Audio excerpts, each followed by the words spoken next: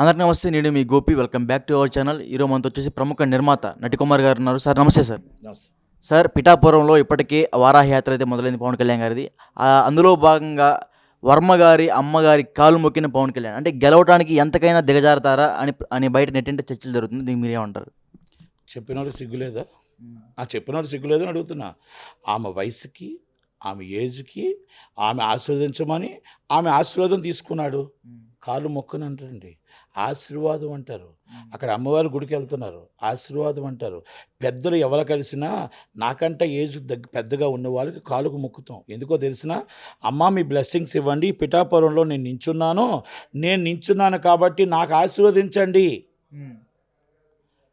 చెప్పిన వాళ్ళకి, అక్కడ మాట్లాడుతున్న వాళ్ళకి బుర్ర లేకపోతే మనం ఏమి చేయలేం. కానీ బుర్ర ఉన్న వాళ్ళు మాత్రం అనుకుంటారు ఏంటంటే, పవన్ కళ్యాణ్ గారు ఫస్ట్ టూర్ వారాహి టూర్ వచ్చారు, పెద్ద ఆమె కాబట్టి మధ్యాహ్నం లంచ్కి ఇన్వైట్ చేశారు కాబట్టి లంచ్ వాళ్ళ ఇంట్లో చేసుకుంటూ, అమ్మ మీ చేత్తో మాకు అన్నం పెట్టారు, మీ చేత్తో మేము అన్నం తిన్నాం, మీరు ఆశీర్వదించండి, నేను మీ ఆశీర్వాదంతో నేను వారాహి యాత్రకి వెళ్తున్నాను అన్నారు. దాంట్లో తప్పేం కనిపించట్లేదే. చాలామందికి జనాలకు ఆ వైసీపీ వాళ్ళకి తప్పని కనిపించవచ్చు. ఉన్నాడు, ఆ ముద్రగడ పదరామని ఉన్నాడు, ఆయనకి అన్నీ తప్పే కనబడతాయి. ఎందుకంటే ఎలాగైనా ఓడించేస్తానంటాడు, ఏం ఓడించాడు. ఫస్ట్ ఆయన అసలు ఆశీర్వాదం తీసుకోవాల్సింది ముద్రగడ పద్మనాభని. ఎందుకో తెలిసిన, ఆయన ఎక్కడుంటే అక్కడ పార్టీ ఓడిపోద్ది, అది కన్ఫామ్. మీ చరిత్ర చూసుకోండి, ఆ చరిత్రలు కనబడుతున్నాయి. ఆయన ఎప్పుడు కూడా పార్టీకి సపోర్ట్ చేసినట్టు ఆ పార్టీ ఓడిపోద్ది. కనుక 1,10,000 మెజార్టీతో పవన్ కళ్యాణ్ గారు గెలుస్తున్నారు. వర్మ గారు ఆయన దగ్గరుండి భుజాల స్తంభం మీద ఎంచుకొని ఆయన మొత్తం టోటల్గా పవన్ కళ్యాణ్ గారిని గెలిపిస్తున్నారు. వంగా గీతా గారికి డిపాజిట్లు రావు. ఫస్ట్ సీటుకి అనౌన్స్ చేసేది అక్కడ పవన్ కళ్యాణ్ గారు. ద్వారపూడి చంద్రశేఖర్ రెడ్డి గారు ఓడిపోతున్నారు. రాసుకోండి జోస్యం, పంతో నానాజీ గారు గెలుస్తున్నారు.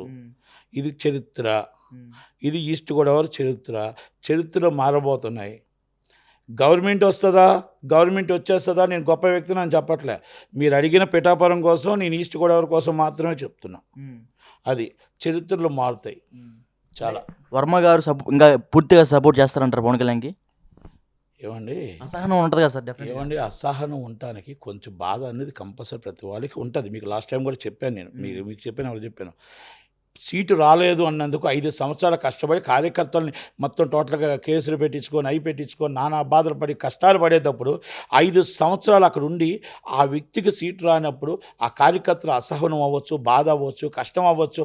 ఆ కోపం అనేది నాయకత్వం మీద ఉంటుంది. కానీ ఆ నాయకత్వం దగ్గరికి వెళ్ళి నాయకత్వం మాట్లాడేటప్పుడు అక్కడ ఒక నాయకత్వం రాష్ట్ర అధ్యక్షుడు నించుంటున్నప్పుడు ఆ రాష్ట్ర అధ్యక్షుడు సపోర్ట్ చేయాలని మన రాష్ట్ర అధ్యక్షుడు జాతీయ అధ్యక్షుడు ఎప్పుడైతే చెప్పాడో ఆ చెప్పేటప్పుడు ఆ కోపతాపాలన్నీ పోయి, రేపు నీకు వచ్చే గవర్నమెంట్ వచ్చే దాంట్లో నీకు మంచి పొజిషన్ ఇస్తాం, ఇంకొకసారి ఇలా జరిగింది, ఈ పరిస్థితి జరిగిందని మన కష్టం, మన బాధ మన జాతీయ అధ్యక్షుడు ఎప్పుడైతే చెప్పాడో ఆ కష్టం మనం చెప్పుకున్నామో, ఆ చెప్పుకునేటప్పుడు ఆ కష్టం అంతా కూడా మన జాతీయ అధ్యక్షుడు ఎప్పుడైతే మనకు అభయం ఇచ్చాడో ఆ అభయం ఇచ్చేటప్పుడు కార్యకర్తల దగ్గరికి వచ్చి మనం ఈయన గెలిపించాలి, పవన్ కళ్యాణ్ గారిని రాష్ట్ర అధ్యక్షుడిగా మన దగ్గరుండి గెలిపించి ఆయన మన జాతీయ అధ్యక్షుడు మన గిఫ్ట్గా ఇవ్వాలి.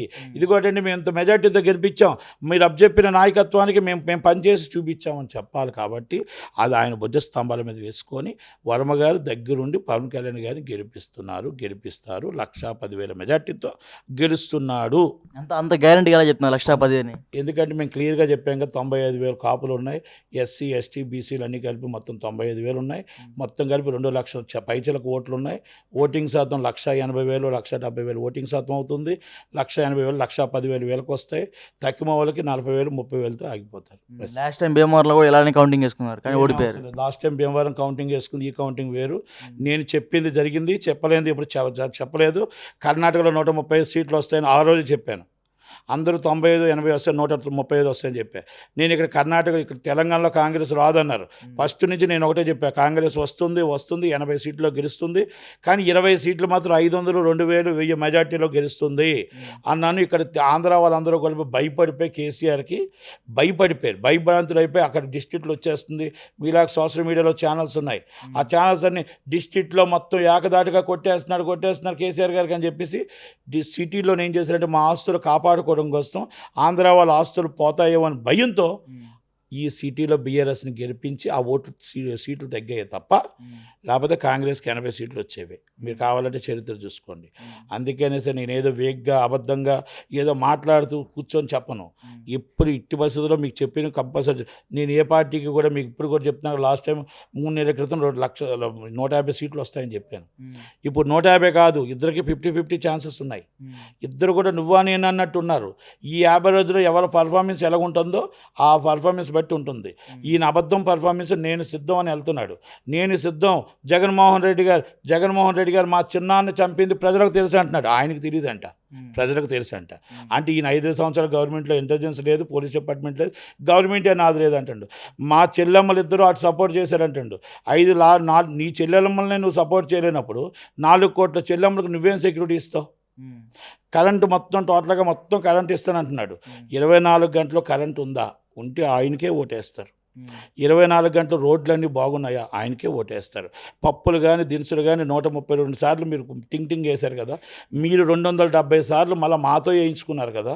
నిజంగా 132 సార్లు మీరు టింగ్ వేసి మా డబ్బులు ఎక్కడికి పోలేదు, మాకు అన్నీ తక్కువ రేటుకే మీరు ఇచ్చారనుకుంటే, కర్ణాటకకి మీకు 15 రూపాయలు తేడా ఏది పెట్రోల్, ఇలాంటివన్నీ కూడా మీరు చాలా తక్కువగా మాకు ఇచ్చారు అనుకుంటే, గ్యాస్ సిలిండర్ ఎంతకి ఇచ్చారు అనుకుంటే, ఆ అక్కలు, ఆ చెల్లెళ్ళు, అన్నలు, తమ్ముళ్ళు ప్రత్యేకంగా 170 సీట్లు మీకే గెలిపిస్తారు.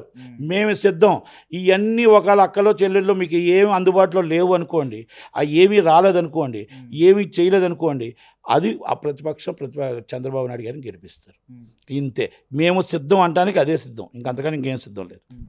5 గంటలకి వారాహి యాత్ర అయితే మొదలవుతుంది పిఠాపురంలో. ఈ వారాహి యాత్ర మొదలయ్యే సమయంలో వైసీపీ అగ్రనేతలు మొత్తం పిఠాపురంలోనే ఒక పాగా వేసుకున్నారు. వాళ్ళ మీద ఏమన్నా దాడులు చేయబోయే అవకాశాలు ఉన్నాయా పవన్ కళ్యాణ్ గారి మీద? సార్, ఎలక్షన్ కమిషన్ ఉంది, central election, state election commission ఉంది. దాడులు చేస్తే అంత చేతకాకుండా కూర్చోరు. వీళ్ళు దాడులు చేస్తే అక్కడ రౌడీలు కూర్చుంటే ఇక్కడ కూర్చోరు. గవర్నమెంట్ ఆల్రెడీ ఆపద్ధర్మ గవర్నమెంటే ఉంది తప్ప అక్కడ పోలీసు వాళ్ళు కానీ ఏదైనా ఆల్రెడీ ఎలక్షన్ కమిషన్ ఆధ్వర్యంలో ఉన్నారు కాబట్టి వాళ్ళ సెక్యూరిటీ వాళ్ళు చూసుకుంటారు. తప్పు జరిగితే ఏం జరుగుతుందో అందరికీ తెలుసు కాబట్టి అంత సీన్ ఏమి ఉండదు.